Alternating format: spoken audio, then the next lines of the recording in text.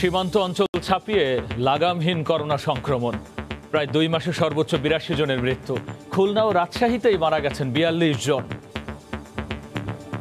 আমরা ভর্তি করাতে যাচ্ছি করোনাতে, কিন্তু প্রচণ্ড প্রেশার। ওইখানে গিয়ে মনে করেন জায়গা নাই, সিট ফাঁকা নেই। লকডাউন যদি কঠোর হতো তাহলে এই জিনিসটা হতো না। ঢাকাতেও ভারতীয় ভ্যারিয়েন্টের হানায় শঙ্কা, হাসপাতালে বিশেষ প্রস্তুতি। যে পরিমাণ শয্যা খালি আছে, রোগীর সংখ্যা যদি তার চেয়ে বেশি হয় তাহলে কিন্তু সেটি ভীষণ চ্যালেঞ্জিং হয়ে দাঁড়াবে। কাল থেকে ফাইজারের টিকা প্রয়োগ, সিনোফার্মের টিকা ক্রয়ে চুক্তি হতে পারে এ মাসেই। ঢাকা শহরের 3টা হাসপাতালে আমরা এই ভ্যাকসিনটা দেব। সকাল 9টা থেকে বেলা 3টা পর্যন্ত এই কার্যক্রমটা চলবে। দেখছিলেন প্রধান শিরোনাম। সন্ধ্যার সময়ে সঙ্গে আছি আমি গোলাম রাব্বি। এবার অন্যান্য শীর্ষ সংবাদ। পদ্মা সেতুতে বসে গেল রেলের সব স্ল্যাব। চীনের সঙ্গে চুক্তি অনুযায়ী গ্যাস লাইন বসানোর প্রক্রিয়াও শুরু। দক্ষিণবঙ্গের কোটি মানুষ পাবে সংযোগ। মুজিব শতবর্ষে আরও 1.5 লাখের বেশি পরিবার পেল মাথা গোঁজার ঠাঁই। বাড়ি ও জমির দলিল হস্তান্তর করলেন প্রধানমন্ত্রী। সেনাবাহিনীতে আধুনিক মিসাইল সিস্টেমের উদ্বোধন। জাতিসংঘের প্রস্তাবে নেই রোহিঙ্গা প্রত্যাবাসন। ক্ষোভ দেখিয়ে মিয়ানমারের বিরুদ্ধে ভোটেই দিল না বাংলাদেশ। সঠিক কূটনৈতিক সিদ্ধান্ত বলছেন বিশেষজ্ঞরা।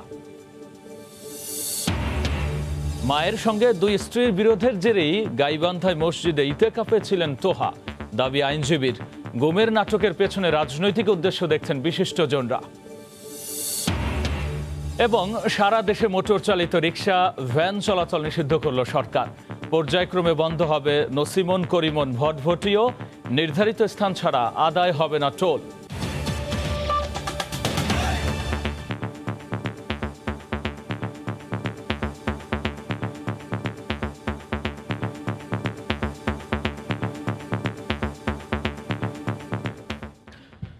সপ্তাহ ব্যবধানে দেশে করোনা পরিস্থিতির চরম অবনতি হয়েছে। প্রায় 2 মাসে সর্বোচ্চ 82 জন মারা গেছেন সবশেষ 24 ঘন্টায়। কেবল খুলনা ও রাজশাহীতেই 42 জনের মৃত্যু হয়েছে। আর সর্বোচ্চ শনাক্তের হার ঝিনাইদহে 55%। ব্যুরো রিপোর্টার ও জেলা প্রতিনিধিদের পাঠানো তথ্য ও ছবিতে রিপোর্ট। গত সপ্তাহের তুলনায় করোনা উপসর্গে মৃত্যু বেড়েছে 46%। ঈদুল ফিতরের পর থেকে সীমান্ত অঞ্চলে সংক্রমণ লাফিয়ে বাড়ছে। হাসপাতালের আইসিইউ ইউনিটে বাড়ছে রোগীর চাপ। সাসপেক্ট আর কি, আমরা এখনো কোনো রেজাল্ট পাইনি আর কি টেস্টে। আমরা ভর্তি করাতে যাচ্ছি করোনাতে, কিন্তু প্রচণ্ড প্রেশার। করোনা ওয়ার্ডেই গিয়েছিলাম, ওইখানে গিয়ে মনে করেন জায়গা নাই, সিট ফাঁকা নেই। সপ্তাহের মোট মৃত্যুর 1/4 হয়েছে খুলনা অঞ্চলে। সবশেষ 24 ঘন্টায় সর্বোচ্চ 32 জন মারা গেছেন এই বিভাগে।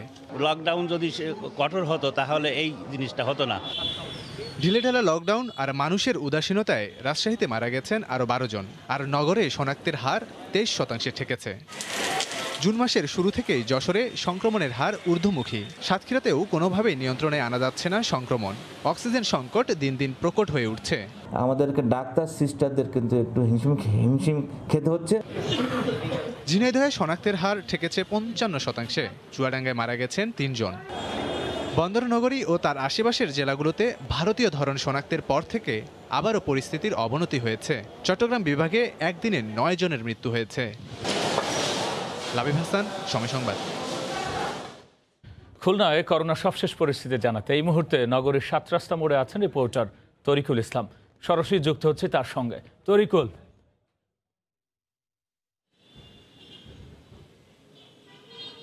হ্যাঁ রাব্বি, খুলনায় প্রতিদিনই নতুন করে আক্রান্ত সংখ্যা যেমন বাড়ছে, মৃতের সংখ্যাও তেমন বাড়ছে। আমরা খুলনা জেলাতে আজকেও 2 জন মারা গেছে এবং খুলনা জেলায় যারা চিকিৎসা নিতে এসেছিল পার্শ্ববর্তী জেলাগুলো থেকে যশোরের 2 জন, এখানে বাগেরহাটের 2 জন, নড়াইলের 1 জন, মাগুরার 1 জন রয়েছেন। আর এর মধ্যে খুলনায় যে 2 জন মারা গেছেন তার মধ্যে উপসর্গ নিয়ে 1 জন মারা গেছেন এবং 1 জন করোনা আক্রান্ত হয়ে। এই নিয়ে সর্বমোট 7 জন মারা গেলেন। গতকাল কিন্তু আমরা 11 জন খুলনায় করোনা আক্রান্ত এবং উপসর্গ নিয়ে মারা গিয়েছিলেন। তো আমরা এই মুহূর্তে যে খুলনার তথ্য আমাদের কাছে রয়েছে, 208 জন এই পর্যন্ত খুলনা জেলাতে মারা গেছে করোনা আক্রান্ত হয়ে এবং করোনার উপসর্গ নিয়ে। তো সব মিলিয়ে খুলনার যে পরিস্থিতি, সেই পরিস্থিতি বিবেচনায় খুলনা জেলা প্রশাসনের করোনা যে যে তদারকি টিম রয়েছে বা করোনা সংক্রমণ যে প্রতিরোধ যে কমিটি রয়েছে, সমন্বয় কমিটি, সেই সমন্বয় কমিটির সিদ্ধান্ত যে আগামী 22 তারিখ থেকে 28 তারিখ পর্যন্ত এক সপ্তাহের জন্য খুলনাকে লকডাউন ঘোষণা করা হয়েছে এবং খুলনা জেলাকে সম্পূর্ণরূপে চতুর্দিক থেকে বন্ধ করা হয়েছে। এবং সেই ঘোষণা অনুযায়ী 28 তারিখ থেকে খুলনাতে কোনো প্রকার দূরপাল্লার এবং স্বল্প পাল্লার, মাঝারি পাল্লার কোনো রকমের যান চলাচল করবে না, প্রবেশ করবে না এবং খুলনা থেকে বাইরেও যেতে পারবে না। এবং যে বাজার ব্যবস্থা, কাঁচা বাজার, সেটাও সীমিত করা হয়েছে। সপ্তাহে লকডাউনে 2 দিন জনসাধারণের জন্য খুলে দেওয়া হবে বলে জানিয়েছেন। এবং এছাড়া যে স্বাস্থ্যবিধি আরোপ করা হয়েছিল খুলনায় গত 4 তারিখ থেকে 18 তারিখ পর্যন্ত, সেই স্বাস্থ্যবিধি কিন্তু সাধারণ মানুষ মানছেন না, আর যে কারণে কিন্তু খুলনায় করোনা সংক্রমণের হারও কিন্তু বেড়েছে। সর্বশেষ আমরা যে তথ্য পেয়েছি কিছুক্ষণ আগে, 798 জন অর্থাৎ অ্যান্টিজেন পরীক্ষা এবং করোনা যে পিসিআর ল্যাবের যে তথ্য, সেই তথ্য অনুযায়ী খুলনাতে এই মুহূর্তে 222 জন শনাক্ত হয়েছে নতুন করে এবং সেই শনাক্তের হার প্রায় 30% এবং সব মিলিয়ে খুলনায় এই মুহূর্তে 38%-এর কিছু বেশি অর্থাৎ 40 ছুঁই করছে খুলনাতে করোনার আক্রান্তের হার। তবে এটা যদি রোধ করা না যায় লকডাউন দিয়ে, তাহলে কিন্তু আইনের প্রয়োগ সঠিকভাবে করা না যায়, তাহলে আরও বেশি এই বৃদ্ধি পাবে বলে আমাদেরকে জানিয়েছেন চিকিৎসকরা। পাশাপাশি একটা সুসংবাদ, সেটি হচ্ছে খুলনায় আরও 70 বেডের যে করোনা ইউনিট, সেটি যাত্রা শুরু করেছে খুলনা সদর হাসপাতালে এবং আজকে 5 জন সেখানে এখনো ভর্তি আছে। তাদের যে তারা কিন্তু উপসর্গ নিয়ে খুলনা সদর হাসপাতালের যে 70 বেড সেখানে ভর্তি হয়েছেন, তো এবং সেখানে তাদের চিকিৎসা চলছে।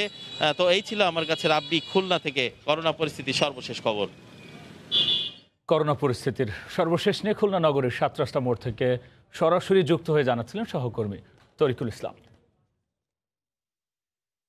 এদিকে ভারতীয় ভ্যারিয়েন্ট রাজধানীতেও দ্রুত ছড়াচ্ছে।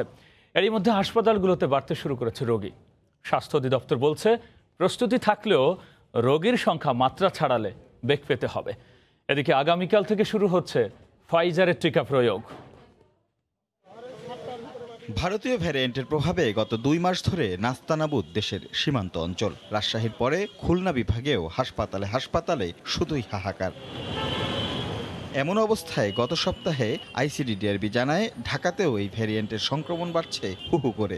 ঘনবসতি হওয়ায় মহা ঝুঁকিতে রাজধানী। ডেল্টা ভ্যারিয়েন্টটা অন্যান্য ভ্যারিয়েন্টগুলোকে রিপ্লেস করে ফেলেছে, সুতরাং এবার ঘটনাটা ঘটেছে উল্টাটা। এবার বাইরের থেকে আমাদের ঢাকার দিকে বরং কিছুটা ইনফেকশন রেটটা বাড়তে থাকবে। এখন স্বাস্থ্য অধিদপ্তর বলছে, দেশ জুড়ে সংক্রমণের হার বিবেচনায় উদ্বেগজনক অবস্থায় রাজধানী ঢাকা। তবে অভিজ্ঞতা থেকে হাসপাতালগুলো প্রস্তুতি নিলেও সংক্রমণের মাত্রা ছাড়িয়ে গেলে তা মোকাবেলা সহজ হবে না। যে পরিমাণ শয্যা খালি আছে, রোগীর সংখ্যা যদি তার চেয়ে বেশি হয়, তাহলে কিন্তু সেটি ভীষণ চ্যালেঞ্জিং হয়ে দাঁড়াবে। আমরা যদি সংক্রমণের চেইনটি ভেঙে দেই, মানুষের কাছ থেকে মানুষের কাছে ট্রান্সমিশনটি যদি না হয়, তাহলে কিন্তু এই শয্যার সংখ্যা খালিই থাকবে, যেটি আমাদের সবার উদ্দেশ্য এবং লক্ষ্য। এদিকে দুপুরে স্বাস্থ্য অধিদপ্তরের বুলেটিনে জানানো হয়, সোমবার থেকে রাজধানীর 3টি কেন্দ্রে প্রয়োগ শুরু হবে ফাইজার বায়োনটেকের টিকার প্রয়োগ। প্রথম পর্যায়ে আগে থেকে রেজিস্ট্রেশন করা 120 জনকে দেয়া হবে এই টিকা। তাদের পর্যবেক্ষণ করে দ্বিতীয় ধাপ শুরু হবে পরের সপ্তাহে। ঢাকা শহরের 3টা হাসপাতালে আমরা এই ভ্যাকসিনটা দেব। বঙ্গবন্ধু শেখ মুজিব মেডিকেল বিশ্ববিদ্যালয়, শেখ রাসেল জাতীয় গ্যাস্ট্রো লিভার ইনস্টিটিউট ও হাসপাতাল এবং কুর্মিটোলা জেনারেল হাসপাতাল, প্রতি কেন্দ্র থেকে 120 জন এবং সকাল 9টা থেকে বেলা 3টা পর্যন্ত এই কার্যক্রমটা চলবে। দিনক্ষণ না জানালেও শিগগিরই চীন থেকে চুক্তি অনুসারে টিকা আসবে বলেও বুলেটিনে আশ্বস্ত করা হয়। রাশেদ লিমন, সময় সংবাদ, ঢাকা। এবার অন্য প্রসঙ্গ। দেশের কেউই গৃহহীন থাকবে না জানিয়ে প্রধানমন্ত্রী শেখ হাসিনা বলেছেন, তৃণমূলের বঞ্চিত মানুষের ভাগ্য উন্নয়নে কাজ করছে বর্তমান সরকার। সকালে আশ্রয়ণ প্রকল্পের আওতায় দ্বিতীয় পর্যায়ে 53,340টি পরিবারকে জমিসহ ঘর উপহার দেন প্রধানমন্ত্রী। তিনি বলেন, শুধু ঘর নয়, ধীরে ধীরে তাদের পুনর্বাসনের ব্যবস্থাও করবে সরকার। বাবুল হোসেনের ক্যামেরায় চট্টগ্রামের রাঙ্গুনিয়া থেকে কামরুজ্জামান মামুনের রিপোর্ট। বাহারি টিনশেডের সেমিপাকা ঘরগুলো যেন নতুন স্বনির্ভর বাংলাদেশের একটি রঙিন বসতি।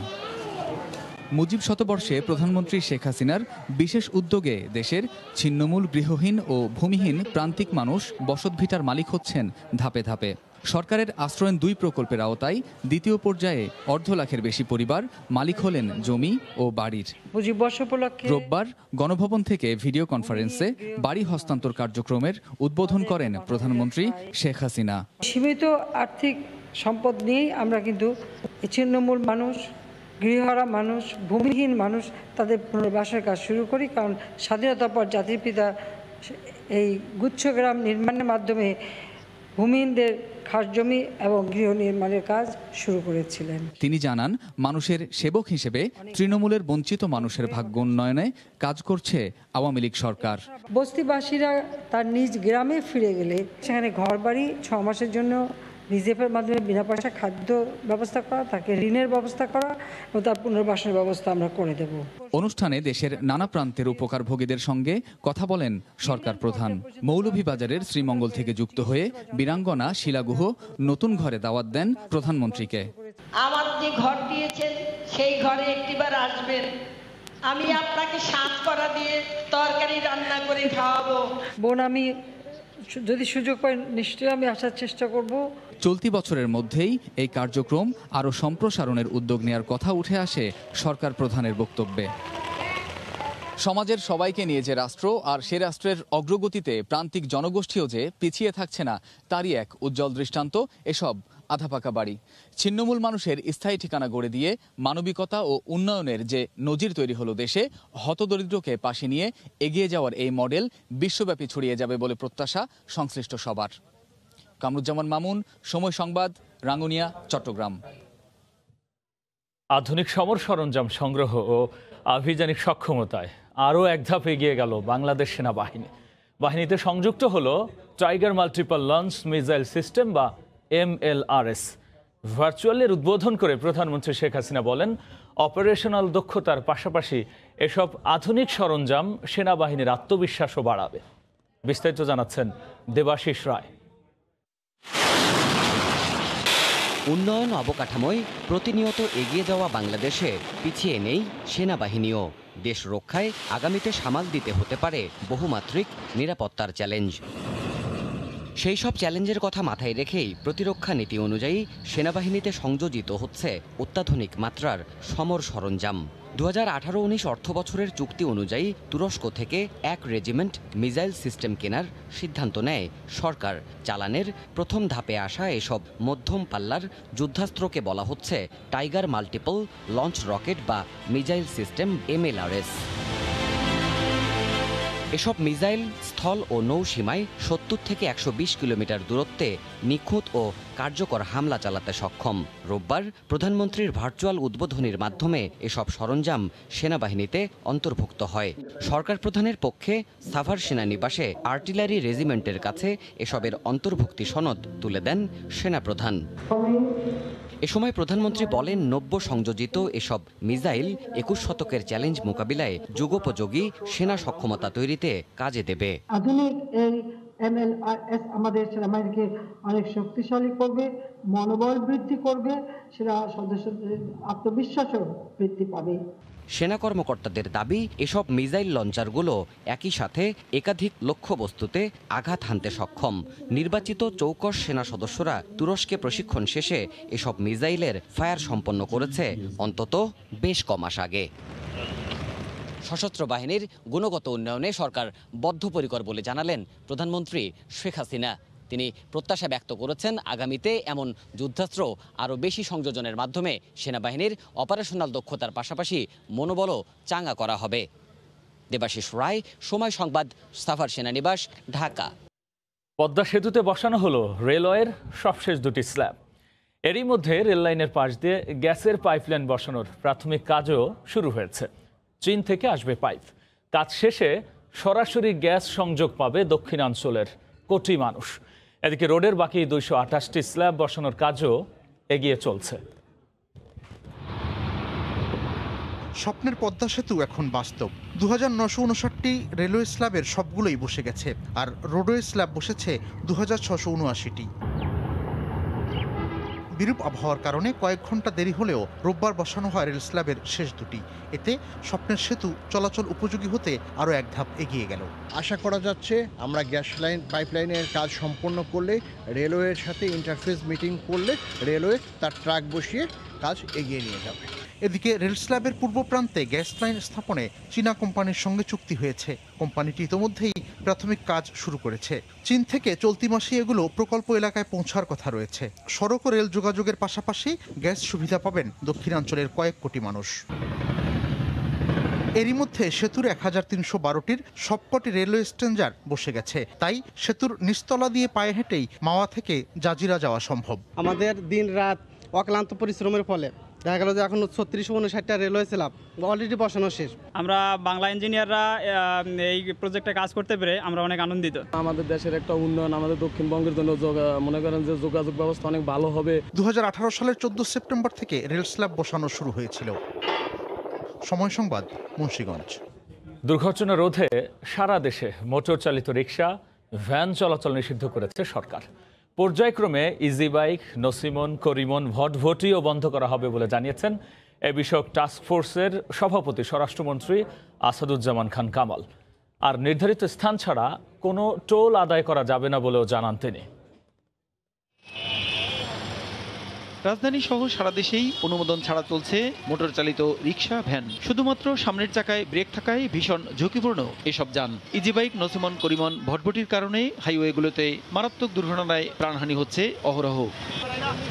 এ অবস্থায় সড়ক পরিবহন খাতে শৃঙ্খলা আনা ও দুর্ঘটনা নিয়ন্ত্রণে দেয়া সুপারিশ বাস্তবায়নে গঠিত টাস্কফোর্সের সভায় রোববার স্বরাষ্ট্রমন্ত্রীর সভাপতিত্বে অংশ নেন বাংলাদেশ সড়ক পরিবহন শ্রমিক ফেডারেশনের সভাপতি শাহজাহান খান, সড়ক পরিবহন মালিক সমিতির সভাপতি মশিউর রহমান রাঙা, পুলিশের মহাপরিদর্শক বেনজির আহমেদ সহ অন্য সদস্যরা। মোটর চালিত রিক্সা বন্ধের কথা জানিয়ে স্বরাষ্ট্রমন্ত্রী বলেন, পর্যায়ক্রমে ইজি বাইক, নসিমন, করিমন, ভটভটিও বন্ধ করা হবে। প্যাডেল চালিত রিক্সাকে ইঞ্জিন দিয়ে রূপান্তরণ করেছিলেন সেই সমস্ত রিক্সা, ভ্যান আমরা বন্ধ করার সিদ্ধান্ত আজকে এই সভাতে হয়েছে। সিমন, করিমন, ভটভটি, অটো রিক্সা চলছে। খুব শীঘ্রই এটাকে ফাইনালি বন্ধ করা যায় সেটা নিয়ে আলোচনা হবে। এখন থেকে নির্ধারিত স্থান ছাড়া কোথাও টোল আদায় করা যাবে না বলেও সিদ্ধান্ত হয় সবাই। ইজারাকৃত জায়গায় স্থানীয় সরকার তাদের যে নির্ধারিত ফি কিংবা টোল পরিবহনের টার্মিনাল ব্যতীত কোনো জায়গা থেকে আদায় করতে পারবে না। নগরী কিংবা হাইওয়েতে কত সংখ্যক ও কি ধরনের যানবাহন চলাচল করবে